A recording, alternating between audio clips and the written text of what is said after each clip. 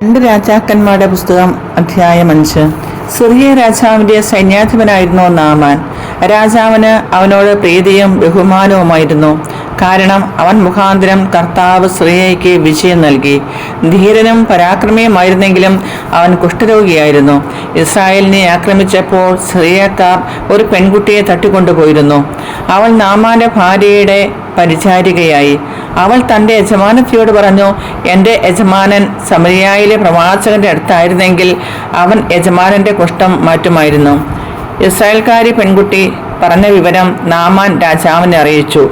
Syria രാജാവ് പറഞ്ഞു, ഉടനെ പോവുക, ഞാൻ ഇസ്രായേലിൽ രാജാവിന് ഒരു കത്ത് തരാം.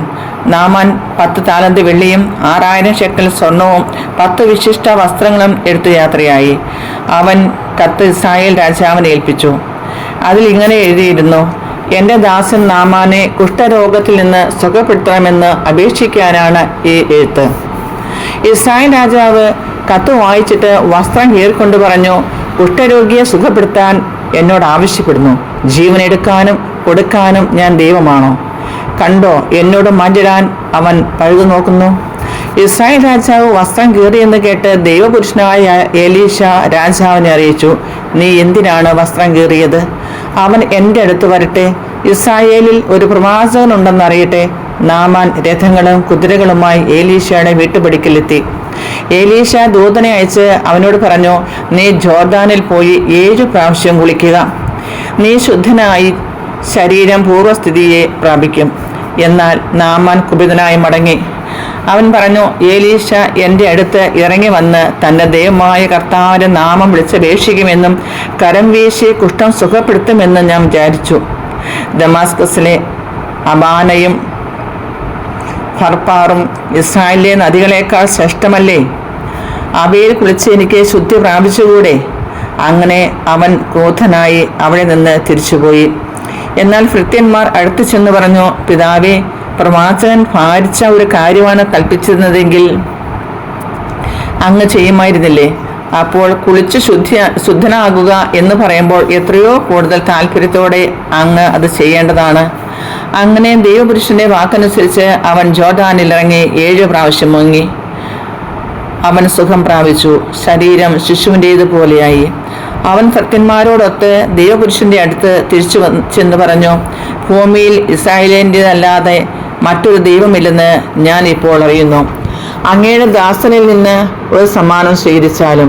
എലീശ പറഞ്ഞു, ഞാൻ സേവിക്കുന്ന കർത്താവാണേ, ഞാൻ സ്വീകരിക്കുകയില്ല. നാമാൻ നിർബന്ധിച്ചെങ്കിലും അവൻ വഴങ്ങിയില്ല. അപ്പോൾ നാമാൻ പറഞ്ഞു, സ്വീകരിക്കുകയില്ല എങ്കിൽ 2 കഴുത ചുമട് മണ്ണ് തരണമെന്ന് ഞാൻ യാചിക്കുന്നു. ഇനിമേൽ കർത്താവിനല്ലാതെ മറ്റൊരു ദൈവത്തിനും അങ്ങയുടെ ദാസൻ ദഹനബലിയോ കാഴ്ചയോ അർപ്പിക്കുകയില്ല. കർത്താവ് ഒരു കാര്യത്തിൽ ഈ ദാസനോട് ക്ഷമിക്കട്ടെ.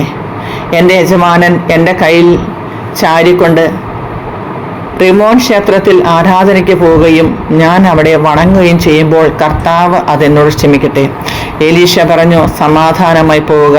നാമാൻ കുറച്ചു ദൂരം പോയി. അപ്പോൾ ദൈവപുരുഷനായ എലീശയുടെ ഭൃത്യൻ രഹസ്യം ചിന്തിച്ചു, എൻ്റെ യജമാനൻ സിറിയക്കാരനായ നാമാൻ കൊണ്ടുവന്നതൊന്നും സ്വീകരിക്കാതെ വിട്ടയച്ചിരിക്കുന്നു. കർത്താവാണെ, ഞാൻ അവൻ്റെ പുറകെ ചെന്ന് അവനോട് എന്തെങ്കിലും വാങ്ങും. ഗഹസി നാമാനെ പിന്തുടർന്നു.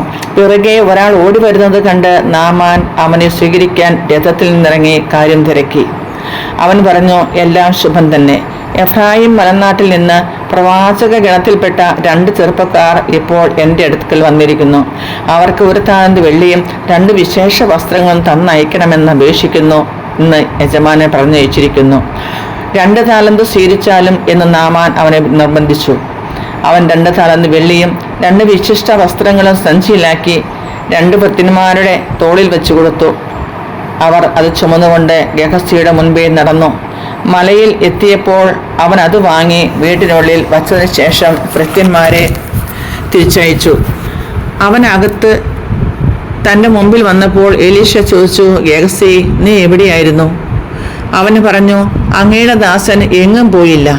എന്നാൽ എലീശ പറഞ്ഞു, അവൻ നിന്നെ സ്വീകരിക്കാൻ രഥത്തിൽ നിന്ന് ഇറങ്ങിയപ്പോൾ എൻ്റെ ആത്മാവ് അവിടെ ഉണ്ടായിരുന്നില്ലേ? പണം, വസ്ത്രം, ഒലിവുതോട്ടങ്ങൾ, മുന്തിരിത്തോട്ടങ്ങൾ, ആടുമാടുകൾ, ദാസന്മാർ ഇവയൊക്കെ സ്വീകരിക്കാനുള്ള സമയമായിരുന്നു അത്. നാമാന്റെ കുഷ്ഠം നിനക്കും നിന്റെ സന്തതികൾക്കും എന്നേക്കുമായി വന്നു ചേരും. അങ്ങനെ അവൻ കുഷ്ഠരോഗിയായി മഞ്ഞുപോലെ വെളുത്ത് എലീശയുടെ സന്നിധി വിട്ടുപോയി.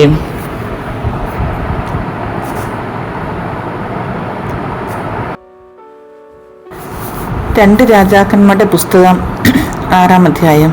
പ്രവാചക ഗണം എലീശയോട് പറഞ്ഞു, അങ്ങയുടെ സംരക്ഷണത്തിൽ ഞങ്ങൾ താമസിക്കുന്ന ഈ സ്ഥലം വളരെ പരിമിതമാണ്. നമുക്ക് ജോർദാൻ അരികെ ചെന്ന് ഓരോ മരം വെട്ടി അവിടെ ഒരു പാർപ്പിടം പണിയാം. അവൻ മറുപടി പറഞ്ഞു, പോയിക്കൊള്ളുവിൻ. അപ്പോൾ അവരിൽ ഒരുവൻ പറഞ്ഞു, ദയവായി അങ്ങും ഈ ദാസന്മാരോട് കൂടെ വരണം. വരാം, അവൻ സമ്മതിച്ചു. അവൻ അവരോട് കൂടെ പോയി. അവർ ജോർദാനിലെത്തി മരം മുറിച്ചു. തടി വെട്ടിക്കൊണ്ടിരിക്കുമ്പോൾ ഒരാളുടെ കോടാലി ഊരി വെള്ളത്തിൽ വീണു. അയ്യോ യജമാനനെ, അത് കടം വാങ്ങിയതാണെന്ന് അവൻ നിലവിളിച്ചു. എവിടെയാണ് അത് വീണത്? ദേവപുരുഷൻ ചോദിച്ചു. സ്ഥലം കാണിച്ചു കൊടുത്തപ്പോൾ അവൻ ഒരു കമ്പ് വെട്ടിയെടുത്ത് അവിടേക്ക് എറിഞ്ഞു. അപ്പോൾ ഇരുമ്പ് പൊങ്ങി വന്നു. അതെടുക്കുക, എലീശ പറഞ്ഞു. അവൻ കൈനീട്ടി അതെടുത്തു. ഒരിക്കൽ സിറിയ രാജാവ് ഇസ്രായേലിനെതിരെ യുദ്ധം ചെയ്യുകയായിരുന്നു. പാളയമടിക്കേണ്ട സ്ഥലം രാജാവ് ഭൃത്യന്മാരുമായി ആലോചിച്ചുറച്ചു. നീ ഇങ്ങോട്ട് കടക്കരുത്, സിറിയക്കാർ അവിടം ആക്രമിക്കാനിരിക്കുകയാണ് എന്ന് ദൈവപുരുഷൻ ഇസ്രായേൽ രാജാവിന് സന്ദേശം അയച്ചു.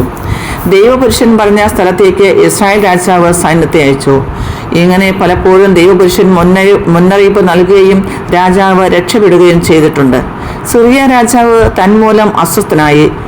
അവൻ ഭൃത്യന്മാരോട് ചോദിച്ചു, നമ്മുടെ ഇടയിൽ ഇസ്രായേൽ രാജാവിന് വേണ്ടി നിലകൊള്ളുന്നവനെ നിങ്ങൾ കാണിച്ചു തരികയില്ലേ? ഭൃത്യന്മാരിൽ ഒരുവൻ പറഞ്ഞു, രാജാവേ, നമ്മുടെ ഇടയിൽ ആരുമില്ല. കിടപ്പറയിൽ അങ്ങ് സംസാരിക്കുന്നത് ഇസ്രായേൽ രാജാവിനെ അറിയിക്കുന്നത് ഇസ്രായേലിലെ പ്രവാചകനായ എലീശയാണ്. പോയി അവനെ കണ്ടുപിടിക്കുക. അവൻ ആജ്ഞാപിച്ചു. ഞാൻ ആളയച്ച് അവനെ പിടിക്കും. അവൻ ദോഥാനിലുണ്ടെന്ന് അവർ തിരിച്ചറിഞ്ഞു. രാജാവ് രഥങ്ങളും കുതിരകളും ഒരു വലിയ സൈന്യവും അങ്ങോട്ടയച്ചു. അവർ രാത്രി നഗരം വളഞ്ഞു. ദൈവപുരുഷന്റെ ദാസൻ അതിരാവിലെ എഴുന്നേറ്റ് പുറത്തു വന്നപ്പോൾ രഥങ്ങളും കുതിരകളുമായി സൈന്യം നഗരം വളഞ്ഞിരിക്കുന്നത് കണ്ടു. അവൻ വിളിച്ചു പറഞ്ഞു, അയ്യോ യജമാനനെ, നാം എന്താണ് ചെയ്യുക? അവൻ പറഞ്ഞു, ഭയപ്പെടേണ്ട, അവരെക്കാൾ കൂടുതൽ ആളുകൾ നമ്മുടെ കൂടെയുണ്ട്. അപ്പോൾ എലീശ പ്രാർത്ഥിച്ചു, കർത്താവേ, ഇവന്റെ കണ്ണുകൾ തുറക്കണമേ, ഇവൻ കാണട്ടെ. കർത്താവ് അവന്റെ കണ്ണുകൾ തുറന്നു. എലീശയ്ക്ക് ചുറ്റും മല ആഗ്നേയ രഥങ്ങളും കുതിരകളും കൊണ്ട് നിറഞ്ഞിരിക്കുന്നത് അവൻ കണ്ടു. സിറിയക്കാർ തനിക്കെതിരെ വന്നപ്പോൾ എലീശ കർത്താവിനോട് പ്രാർത്ഥിച്ചു, ഇവരുടെ കണ്ണുകളെ അന്ധമാക്കണമേ. എലീശയുടെ പ്രാർത്ഥന അനുസരിച്ച് അവിടുന്ന് അവരുടെ കണ്ണുകളെ അന്ധമാക്കി. അപ്പോൾ എലീശ അവരോട് പറഞ്ഞു, വഴി ഇതല്ല, പട്ടണവും ഇതല്ല. എന്നെ അനുഗമിക്കുക. നിങ്ങൾ അന്വേഷിക്കുന്നവന്റെ അടുത്തേക്ക് ഞാൻ നിങ്ങളെ കൊണ്ടുപോകാം. അവൻ അവരെ സമരിയയിലേക്ക് നയിച്ചു. അവർ സമരിയയിൽ പ്രവേശിച്ച ഉടനെ എലീശ പ്രാർത്ഥിച്ചു, കർത്താവേ, ഇവരുടെ കണ്ണുകൾ തുറക്കണമേ, ഇവർ കാണട്ടെ. കർത്താവ് അവരുടെ കണ്ണുകൾ തുറന്നു. തങ്ങൾ സമരിയയുടെ മധ്യത്തിലാണെന്ന് അവർ കണ്ടു. അവരെ കണ്ടപ്പോൾ ഇസ്രായേൽ രാജാവ് എലീശയോട് പറഞ്ഞു, എൻ്റെ പിതാവേ, ഞാൻ ഇവരെ കൊന്നുകളയട്ടെ? അവൻ പറഞ്ഞു, അവരെ കൊല്ലരുത്. നിങ്ങൾ വാളും വില്ലും കൊണ്ട് പിടിച്ചടക്കിയവരെ കൊല്ലുമോ? അവർക്ക് ഭക്ഷണപാനീയങ്ങൾ കൊടുക്കുക. അവർ ഭക്ഷിച്ച് സ്വന്തം യജമാനന്റെ അടുത്തേക്ക് പോകട്ടെ. രാജാവ് അവർക്ക് വലിയ വിരുന്നൊരുക്കി. ഭക്ഷിച്ച് തൃപ്തരായ അവരെ അവൻ വിട്ടയച്ചു. അവർ തങ്ങളുടെ യജമാനന്റെ അടുത്തേക്ക് പോയി. സിറിയക്കാർ പിന്നീട് ഇസ്രായേൽ ദേശം ആക്രമിക്കാൻ വന്നിട്ടില്ല. കുറേ കാലം കഴിഞ്ഞ് സിറിയ രാജാവായ ബെൻഹദാദ് സൈന്യം ശേഖരിച്ച് സമരിയ വളഞ്ഞു. അപ്പോൾ സമരിയയിൽ രൂക്ഷമായ ക്ഷാമം ഉണ്ടായി. ഒരു കഴുതത്തലയ്ക്ക് 8 ഷെക്കൽ വെള്ളിയും 1/4 കാമ്പ് കാട്ടുള്ളിക്ക് 5 ഷെക്കൽ വെള്ളിയും വിലയായിരുന്നു. ഇസ്രായേൽ രാജാവ് കോട്ടമേൽ നടക്കുമ്പോൾ ഒരുവൾ വിളിച്ചു പറഞ്ഞു, പ്രഭു, രാജാവെ സഹായിക്കണമേ. അവൻ പറഞ്ഞു, കർത്താവ് സഹായിക്കുന്നില്ലെങ്കിൽ എനിക്ക് എങ്ങനെ കഴിയും? എൻ്റെ കയ്യിൽ ധാന്യമോ മുന്തിരിയോ ഉണ്ടോ? രാജാവ് ചോദിച്ചു, എന്താണ് നിന്റെ പ്രശ്നം? അവൾ ഉണർത്തിച്ചു. ഇവൾ എന്നോട് പറഞ്ഞു, നിന്റെ മകനെ കൊണ്ടുവരിക, ഇന്ന് നമുക്ക് അവനെ ഭക്ഷിക്കാം, നാളെ എൻ്റെ മകനെ ഭക്ഷിക്കാം. അങ്ങനെ ഞങ്ങൾ എൻ്റെ മകനെ വേവിച്ച് തിന്നു. അടുത്ത ദിവസം ഞാൻ അവളോട്, നിന്റെ മകനെ കൊണ്ടുവരിക, നമുക്കവനെ തിന്നാം എന്ന് പറഞ്ഞു. എന്നാൽ അവൾ അവനെ ഒളിപ്പിച്ചു കളഞ്ഞു. അവൾ ഇത് പറഞ്ഞപ്പോൾ രാജാവ് വസ്ത്രം കീറി. അവൻ കോട്ടമേൽ നടക്കുകയായിരുന്നു. ജനം നോക്കിയപ്പോൾ രാജാവ് അഴിൽ ചാക്കുവസ്ത്രം ധരിച്ചിരിക്കുന്നു. രാജാവ് പറഞ്ഞു, ഷാഫാത്തിന്റെ പുത്രൻ എലീശയുടെ തല ഇന്നു മുതൽ കഴുത്തിൽ ശേഷിച്ചാൽ കർത്താവ് എന്നെ ശിക്ഷിക്കട്ടെ. എലീശ ശ്രേഷ്ഠന്മാരോടൊപ്പം വീട്ടിലിരിക്കുകയായിരുന്നു. രാജാവ് ഒരുവനെ പറഞ്ഞയച്ചു. അവൻ വന്നെത്തുന്നതിന് മുൻപ് എലീശ ശ്രേഷ്ഠന്മാരോട് പറഞ്ഞു, ആ കൊലയാളി എൻ്റെ തല ഛേദിക്കാൻ ആളയച്ചിരിക്കുന്നത് കണ്ടോ? ദൂതൻ വരുമ്പോൾ വാതിലടിച്ച് അവനെ തടഞ്ഞു നിർത്തുകയും അവൻ്റെ യജമാനന്റെ കാലടി ശബ്ദമല്ലേ പിന്നിൽ കേൾക്കുന്നത്. അവൻ സംസാരിച്ചു കൊണ്ടിരിക്കെ തന്നെ രാജാവ് വന്ന് അവനോട് പറഞ്ഞു, ഈ ദുരിതം കർത്താവ് വരുത്തിയതാണ്. ഞാൻ ഇനി എന്തിന് കർത്താവിൻ്റെ സഹായം കാത്തിരിക്കണം?